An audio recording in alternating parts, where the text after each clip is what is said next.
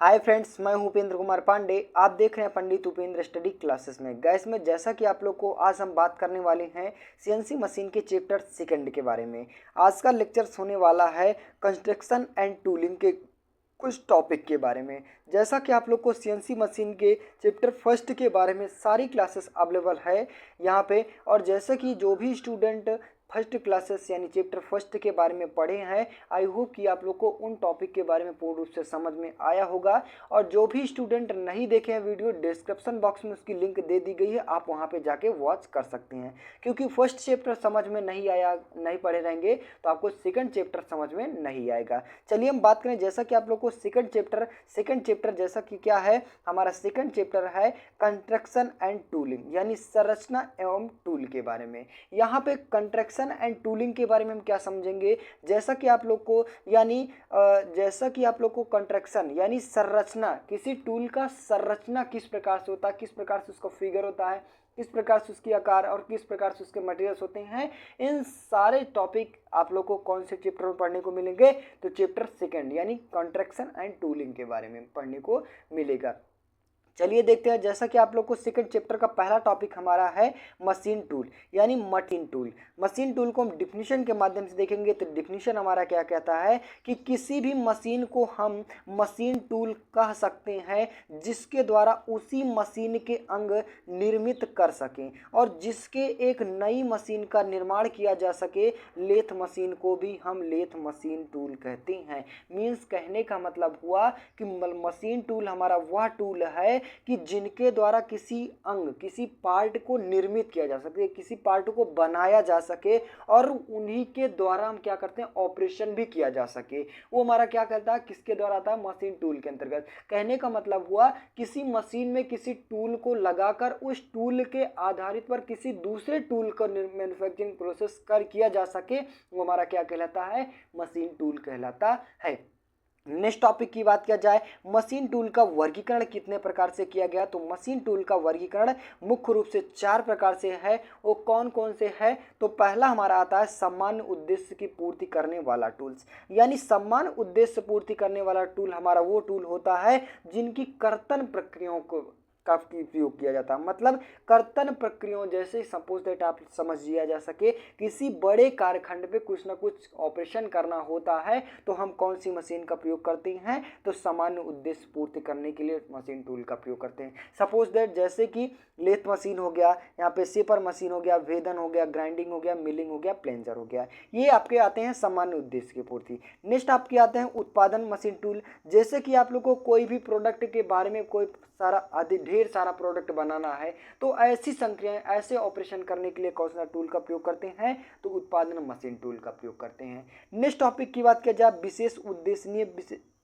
Machine tool का प्रयोग कहाँ करते हैं, तो जैसा कि आप लोग को किसी टूल, कोई भी ऑपरेशन एक साथ ही, मतलब एक ही भांति एक ही प्रकार के कई सारे टूल को कई सारे ऑपरेशन करना होता है तो हम कौन सी मशीन का प्रयोग करते हैं, तो विशेष उद्देश्य मशीन टूल का प्रयोग करते हैं। सपोज दैट आप एग्जांपल के थ्रू समझिए, जैसे कि अगर हम किसी भी टूल को बनाना होता है, किसी ऑपरेशन करना होता है, तो एक ही भांति, मतलब एक ही समान आधारित पर हम कई सारे ऑपरेशन करने पड़ते हैं तो हम किस मशीन का प्रयोग करते हैं, तो विशेष उद्देश्यनीय मशीन टूल का प्रयोग करते हैं। नेक्स्ट बात किया जाए, नम्य उत्पादन मशीन टूल का प्रयोग कहाँ किया जाता है, तो यहाँ पे जैसे कि कोई भी मशीन वगैरह कारखंड करने के बावजूद खराब हो जाती है या फिर ऑपरेशन करते वक्त कोई ना कुछ त्रुटि आ जाती है, तो वहाँ पे ऐसा प्रोसेस आने के बावजूद कौन से मशीन का टूल का प्रयोग कर दिया जाता है, तो नम्य उत्पादन मशीन टूल का प्रयोग किया जा सकता है। जैसे कि लेथ मशीन में कोई भी ऑपरेशन किया जा रहा है तो वहाँ पे बीच में ही कुछ ना ऑपरेशन अटक गया और मशीन में कुछ ना कुछ प्रॉब्लम आ गई,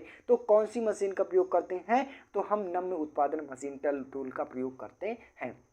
नेक्स्ट टॉपिक की बात किया जाए, कटिंग टूल्स यानी कटाई टूल्स क्या होता है, इनके बारे में देखेंगे। तो यहाँ पे इसको डिफिनीशन के माध्यम से देखेंगे। डिफिनीशन हमारा क्या कहता है कि इसे कटर भी कहा जा सकता है, यानी कटाई टूल्स को हम क्या कर सकते हैं, कटर, जिनके आधारित पर हम कारखंड पर ऑपरेशन करते हैं। आगे बात किया जाए, यह एक उपकरण है जिसकी सहायता से कारखंड पर अनावश्यक पदार्थों को दूर किया जा सकता है और कर्तन विरूपण की सहायता से कटाई टूल्स अन्य पदार्थों को अपेक्षा कठोर होता है। मीन्स कहने का मतलब कटाई टूल्स हमारा वह होता है कि जिनके आधारित पर हम कार्यखंड पर ऑपरेशन करते हैं और अनावश्यक पार्ट को हटाकर किसी आवश्यक के लिए, किसी आवश्यकता अनुसार ऑपरेशन किया जा सके, वो किनके आधारित पर किया जाता है, तो कटाई टूल्स, यानी कहने का मतलब है कटाई टूल्स के आधारित पर ही किया जाता है। जैसे कि आप लोग को औजार जिसे बोलते हैं, औजार के ही थ्रू हम क्या करते हैं, ऑपरेशन कर पाते हैं किसी मशीन में लगाकर।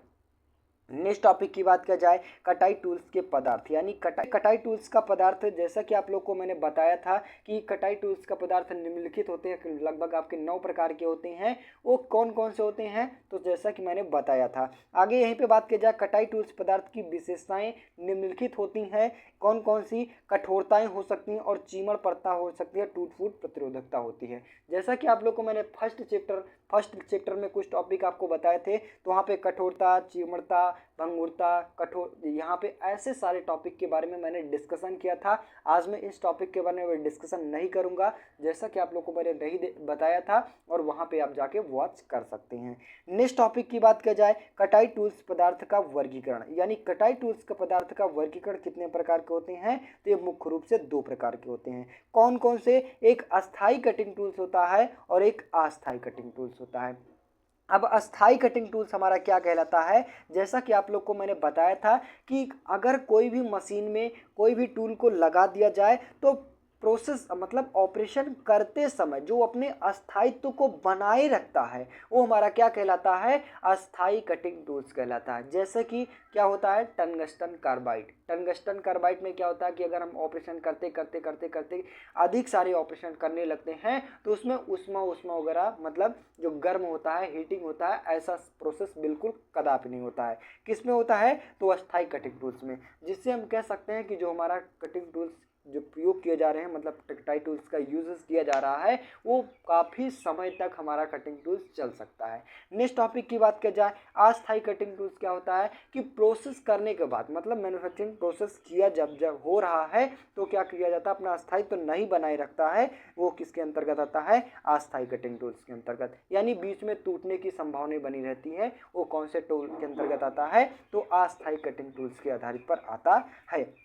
नेक्स्ट टॉपिक की बात किया जाए, कटाई टूल्स के अवयव यानी कटिंग टूल्स के एलिमेंट्स कौन कौन से होते हैं, इनके बारे में देखेंगे। तो इनके मुख्य रूप से आपके 5 टॉपिक होते हैं। कौन कौन से होते हैं, तो यहाँ पे सैंक हो गया, और फ्लैंक हो गया, और पृष्ठ हो गया, और एड़ी हो गया, और नासिका हो गया। तो यहाँ पे देखेंगे, जैसा कि आप लोग को सैंक हमारा क्या होता है, तो यहाँ सैंक कटाई टूल्स की मुख्य बॉडी होती है। मीन्स कहने का मतलब हुआ कि यहाँ से यहाँ तक का पार्ट जो भी हमारा होता है, यहाँ से यहाँ तक का पार्ट किसके अंतर्गत आता है, सैंक के अंतर्गत। कटाई टूल्स की मुख्य बॉडी होती है यहाँ पे, जैसा कि आप लोग को मैंने बताया गया है। आगे बात किया जाए, नेक्स्ट टॉपिक की बात किया जाए, पार्श्व। और पार्श्व क्या होता है, जैसा कि आप लोग को यह बताया गया था कि जो सतह की नोकें होती हैं, जो नीचे के सतह, नीचे का भाग होता है, यहाँ पे फेस जैसे बोलते हैं, यानी हम फ्लैंक जिसे बोलते हैं। तो फ्लैंक आपका कहाँ दिख रहा है, जैसे कि आप लोग को यहाँ से यहाँ तक पार्ट दिख रहा है, यानी इंड फ्लैंक हो गया। यानी जो टूल हो गया, जो कटाई टूल हो गया, उसका जो छोर होता है, नुकीलापन होता है, उसका जो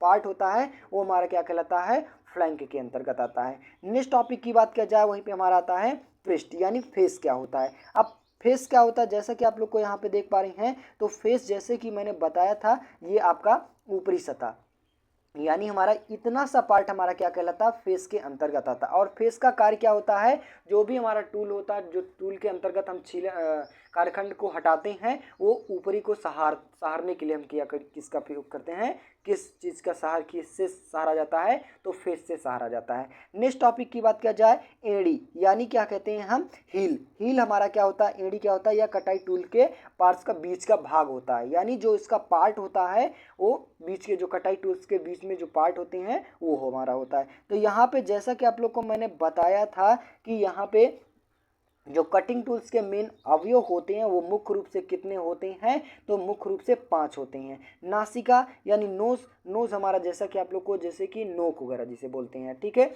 आई होप कि आप लोग को कटिंग टूल्स के जो मुख्य अवयव होते हैं, इन सभी टॉपिक के बारे में, और कटाई टूल्स क्या होते हैं, कटाई टूल्स के वर्गीकरण कितने प्रकार के होते हैं, इन सभी टॉपिक के बारे में पूर्ण रूप से डिस्कशन किया गया। आई होप कि आप लोग को समझ में आ गया होगा। तो बस गाइस, आज के लिए इतना ही। वीडियो अच्छी लगी हो, चैनल पर नए हो, चैनल को सब्सक्राइब कीजिए, ज़्यादा से ज़्यादा शेयर करने की कोशिश कीजिए। मिलते हैं नेक्स्ट वीडियो में, तब तक के लिए जय हिंद।